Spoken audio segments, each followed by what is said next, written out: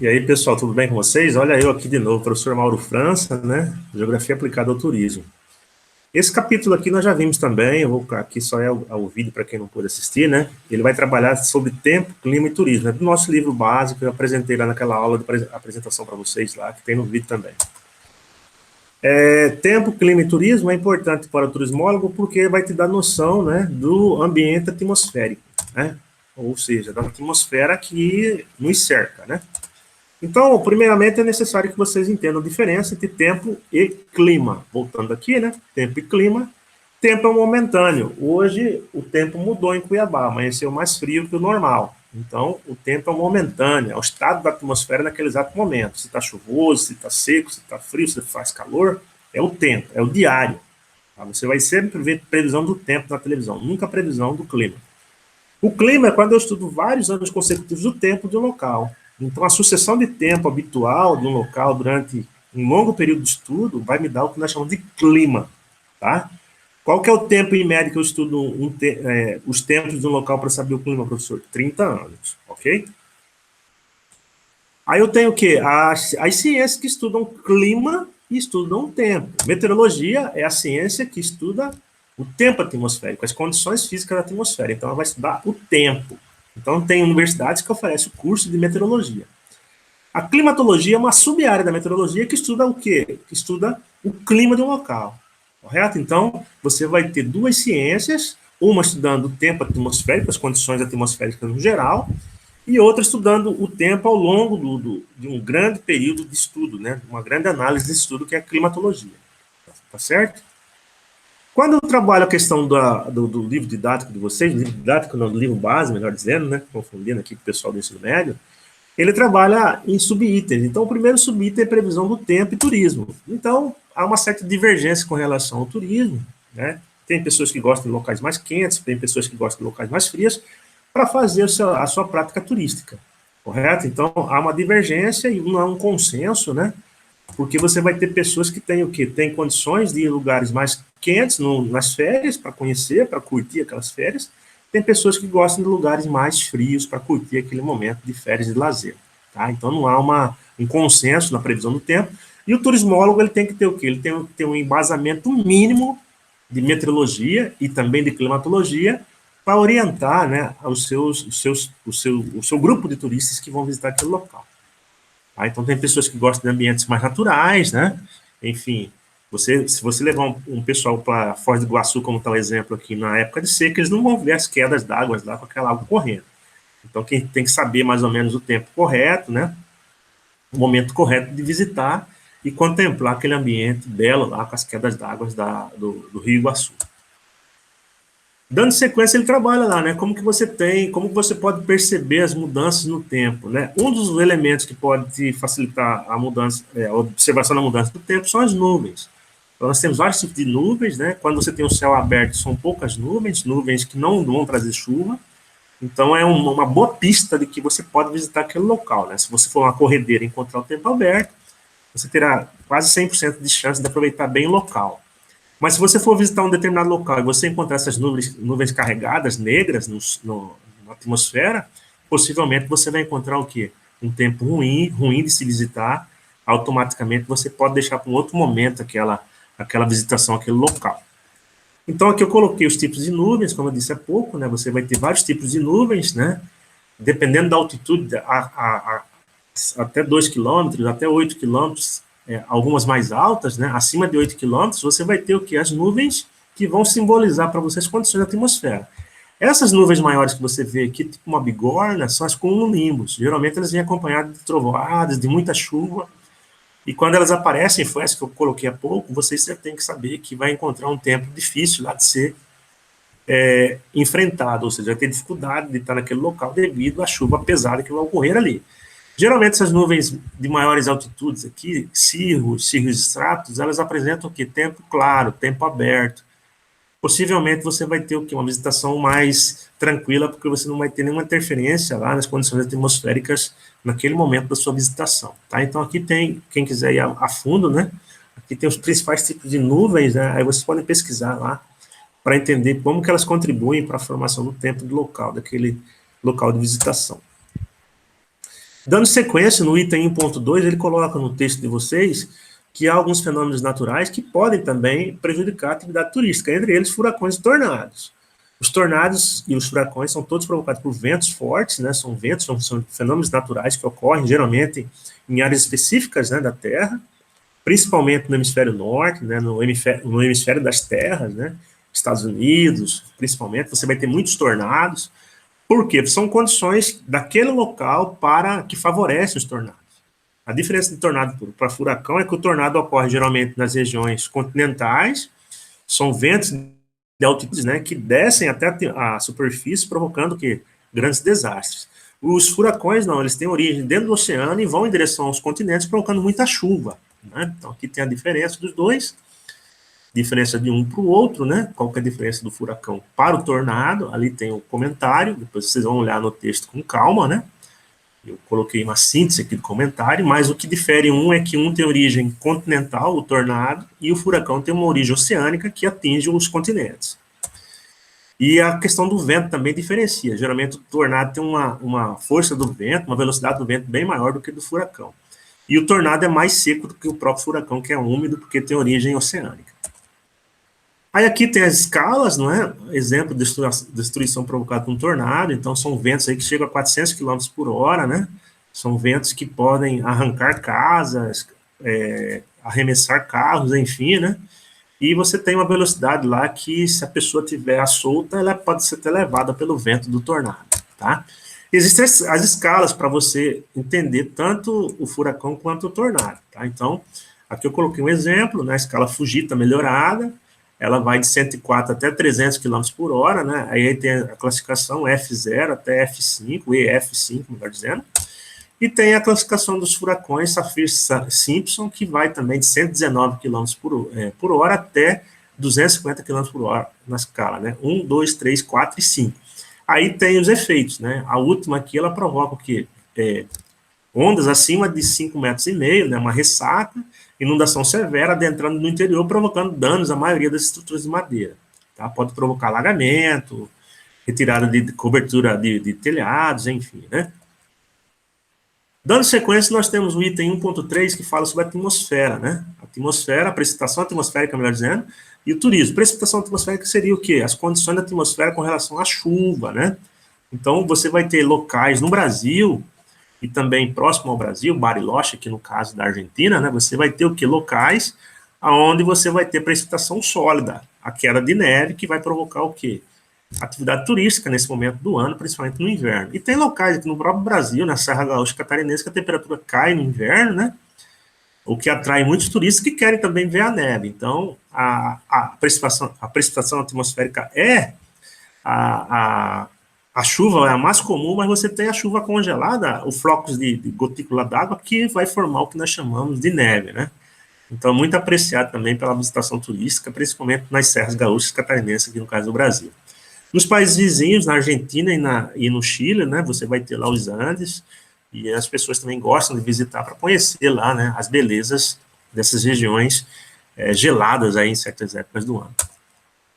O item 1.4, ele já trabalha a questão da classificação. Você tem várias classificações para o clima. Uma delas é do Strahler, tá? Então, tem pessoas que estudaram o clima no passado, né, e fizeram uma classificação. Arthur Strahler fez uma classificação no passado que classificou o clima em 3 grandes climas: de baixa, de média e de alta latitude. Latitude é a distância que eu tenho até a região do Equador. Então, entre os trópicos, você vai ter a baixa latitude, entre os trópicos e os círculos, média latitude, e além dos círculos polares, tanto o Ártico como o Antártico, altas latitudes. Então, você vai ter climas com temperaturas mais elevadas, que é baixa, climas com temperaturas eventualmente baixas, eventualmente altas, que é os temperados, né, que é o clima de média latitude, e os climas com temperaturas que o vento frio lá, a massa polar fria, vai predominar naquela região e a temperatura vai ser sempre baixa ao longo do ano. Então, aqui tem os tipos climáticos do Strahler, mas com o nome, né? Aqui é adaptado com o Köppen. Tá? Então, ele colocou aqui equatorial, tropical, subtropical, desértico, semiárido, mediterrâneo, temperado, frio polar e frio de montanha. O nosso aqui em Cuiabá, se vocês forem observar, é o tropical. Tá? Então, todo clima, independente do local que você esteja, tem nome. Tá? Então, o nosso aqui de Cuiabá é tropical. Aí tem vários tipos de tropical. O tropical nosso pode ser chamado de continental, típico ou semi-úmido. São os nomes mais comuns para o tropical de Cuiabá. Aí nós temos na sequência a classificação do Köppen. Tem do Strahler e tem do Köppen. O Köppen trabalhou com letras, tá? Ele colocou 3 letras para classificar o clima.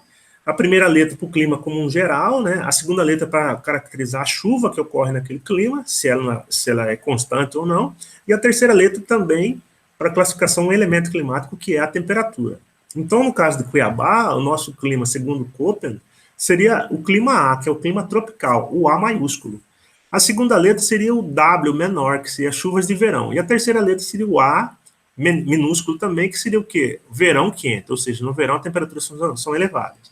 Então, aqui tem os tipos climáticos, A, B, C e D, cada tipo climático tem uma característica importante.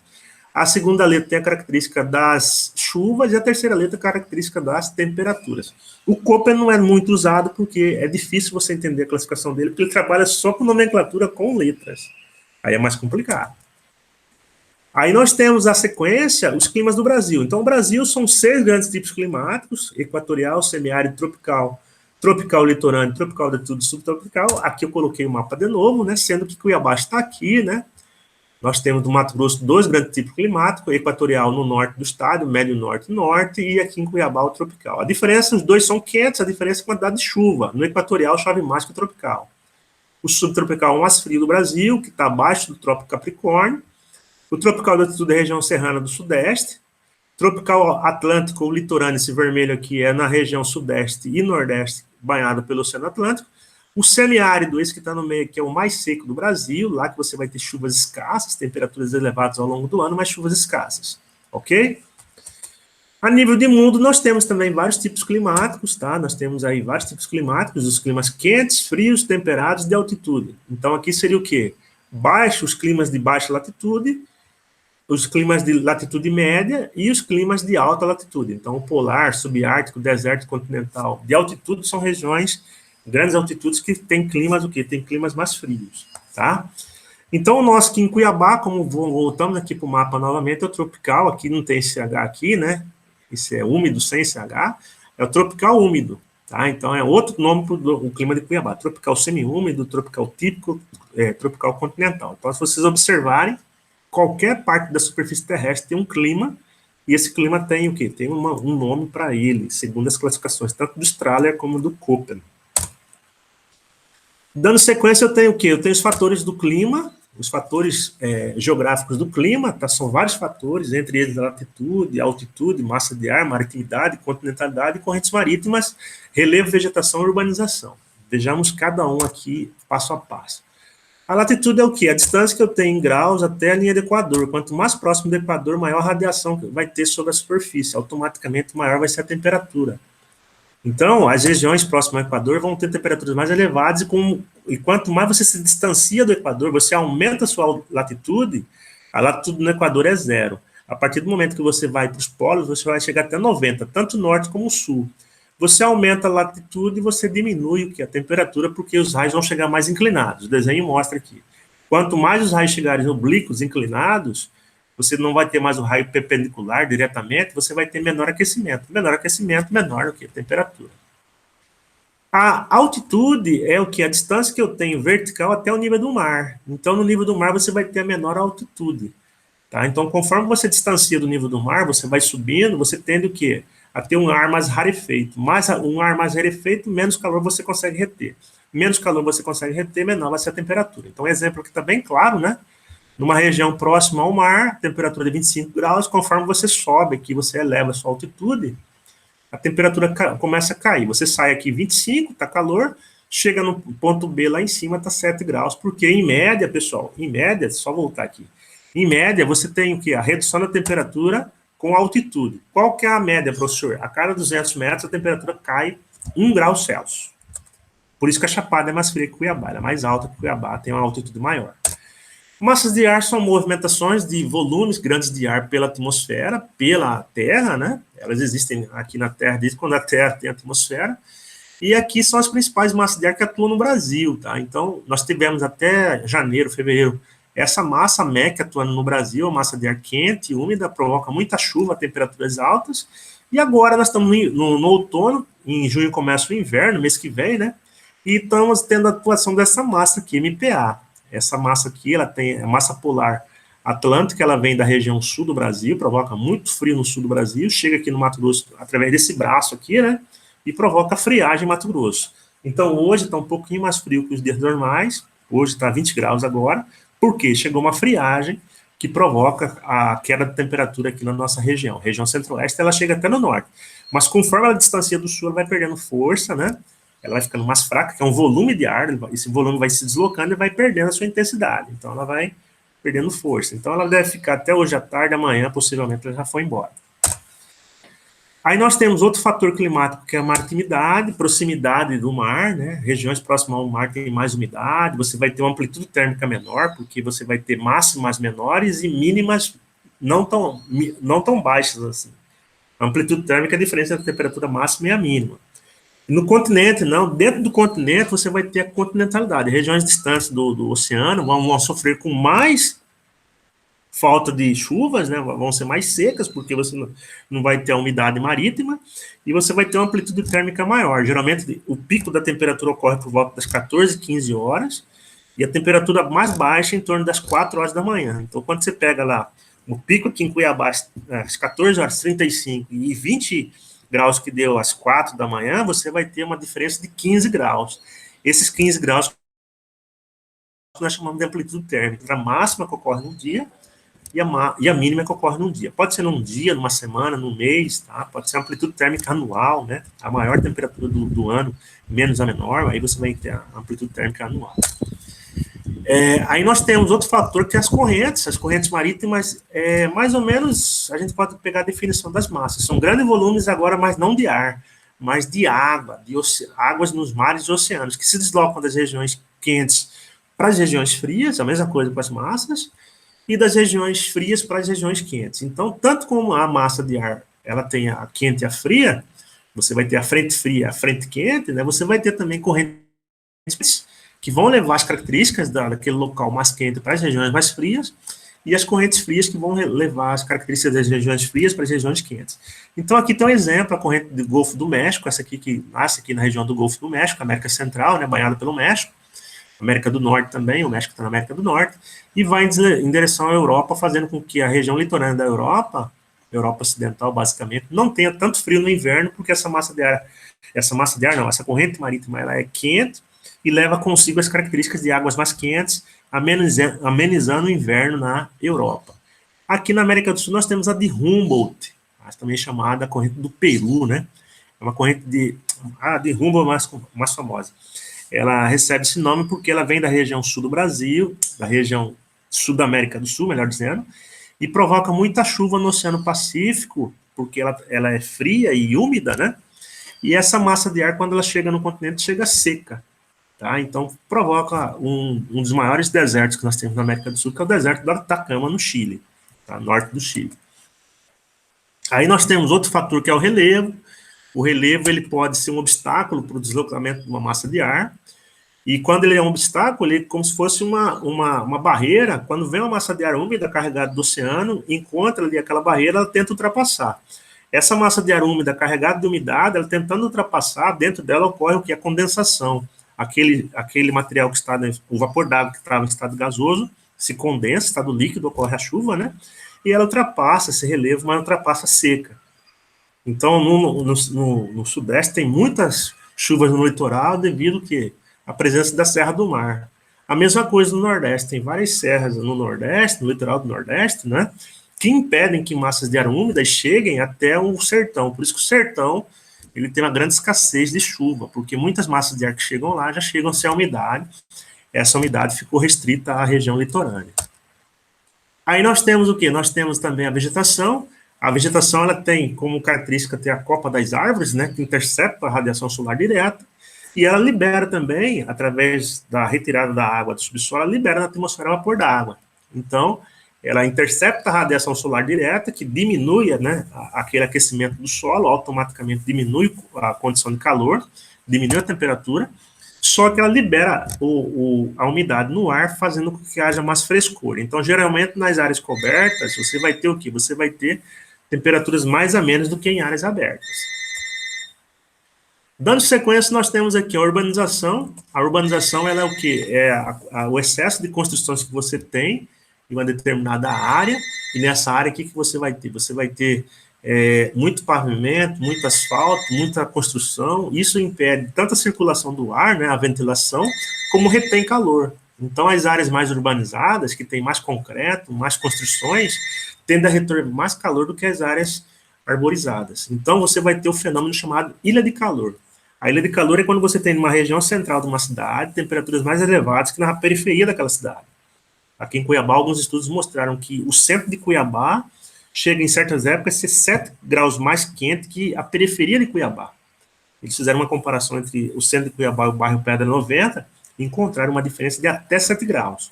Então, as regiões mais quentes de uma cidade, devido ao excesso de poluição provocado pelos carros, pelas indústrias, né, concentração de pessoas, muita construção, né, muita urbanização, faz com que a temperatura ali seja mais elevada do que na periferia, que é menos concentrada essas construções, tem menos circulação de veículos, pessoas, não é? Menos urbanização, isso gera o quê? Uma diferença grande de temperatura.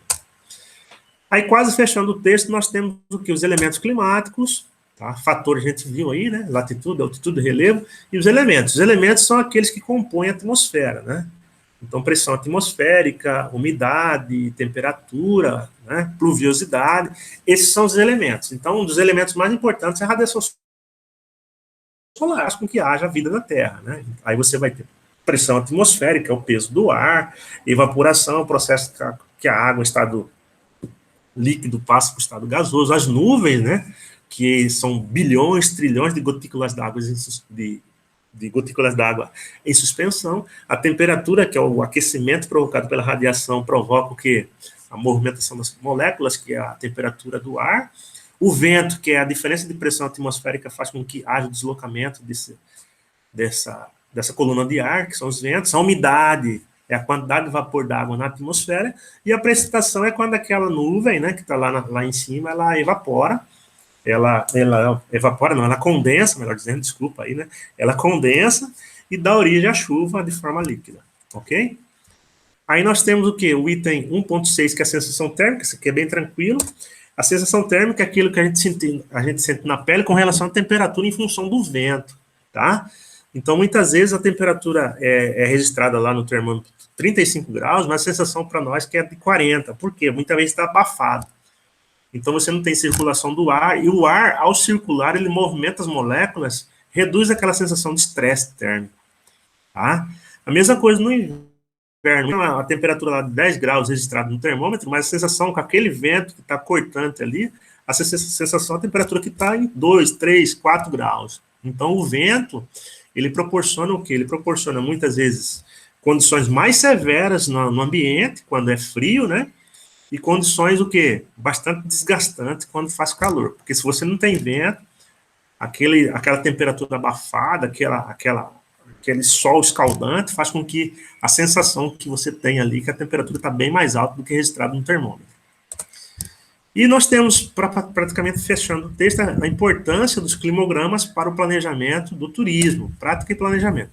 O climograma, vocês viram que é um gráfico, né? Um gráfico que me dá 2 elementos climáticos, temperatura e umidade. Então, você tem um eixo aqui, né, as ordenadas, o eixo vertical, e as abscissas, o eixo horizontal. Nas ordenadas, você vai ter do lado esquerdo a temperatura, para quem observa aqui, né, e do lado direito as chuvas. A temperatura é medida em graus Celsius, né, que é a nossa unidade de medida para a temperatura, e a chuva é medida em milímetros. Aí você vai ter o quê? A temperatura representada por uma linha nesse gráfico, né, e a chuva representada por uma coluna, tá? E na abscissa, né, no eixo X, você vai ter as iniciais dos meses do ano. Então, o climograma, ele mostra que a distribuição da temperatura média e da umidade também, né, total, a umidade, no caso, é a chuva, né, aí já não é média, é total, ao longo de um ano, no caso aqui, 12 meses. Então, aqui tem um exemplo de 2 climogramas, né, a análise, né, aqui, não, desculpa, aqui é a análise primeiro. Aqui tem o passo a passo, né, como que é composto um climograma, né, onde você vai encontrar maior temperatura, menor, a amplitude térmica, a diferença entre a máxima e a mínima, né, Qual que é o hemisfério? Muitas vezes o próprio climograma já mostra para você qual que é o hemisfério, né? No caso que a temperatura é mais elevada no meio do ano. Então, aqui é hemisfério norte, que no hemisfério norte você vai ter verão no meio do ano. Se fosse ao contrário, seria hemisfério sul, que é inverno no meio do ano. Maior pluviosidade que ocorre, né? Menor pluviosidade que ocorre ao longo do ano, e ele faz uma comparação, né? Qual é a época do ano que chove mais e qual é a época do ano que chove menos. Nesse exemplo de climograma aqui, você vai ter o quê? O meio do ano com temperaturas mais altas e pouca chuva ao longo do meio do ano, né? Que seria, no caso aqui, o verão nesse hemisfério norte. Nós estamos aqui no Brasil, a maior parte do hemisfério sul. E, por fim, eu tenho o quê? Uma interpretação do climograma. Então, aqui eu tenho o climograma 1 e 2, são dois exemplos, né? Nesse aqui você percebe que a temperatura média está em torno dos 24 a 26 graus Celsius ao longo do ano. A linha, né? Temperatura é representada por linha, e as colunas representam a quantidade de chuva, né? O volume de chuva somado, tá? Então, aqui você vai ter meses que a chuva chegou em torno de 150 milímetros, mas tem meses que ela chegou a 350 milímetros, a somatória ao longo do mês, aqui no caso, né? Mês de maio, aqui nesse climograma. No climograma 2, você percebe que você vai ter um volume de chuva menor que no climograma 1. Você, só de olhar, você vê que vai ter uma quantidade de chuva. Vai ter o mês de julho aqui, vai ter quase zero de chuva, quase não chove, né? E a temperatura cai aqui no meio do ano. Então, está dizendo aqui que você vai ter um inverno no meio do ano, porque a temperatura cai devido à presença de massas de ar frias que ocorre porque é inverno. Então, o início do ano e final do ano, né, final do ano para o início do ano, que é o verão, você vai ter a temperatura mais alta. Então, a diferença do climograma aqui é que você vai ter, nesse primeiro, no número 1, chuva ao longo do ano, praticamente o ano todo, e no climograma 2, o meio do ano, né, o nosso inverno vai ser bastante seco. E aí tem os exercícios, que também está lá no slide, vocês já viram, né? São 10 questões para vocês fazerem, tá, pessoal? Então, eu agradeço a atenção de vocês aí, para quem não pôde assistir essa aula. Tá aí a aula prontinha, né? Então, deixa eu minimizar aqui o texto, parar a apresentação. Agradeço a presença de vocês. Espero que tenha contribuído para o ensinamento dessa disciplina para vocês aí, do capítulo 1.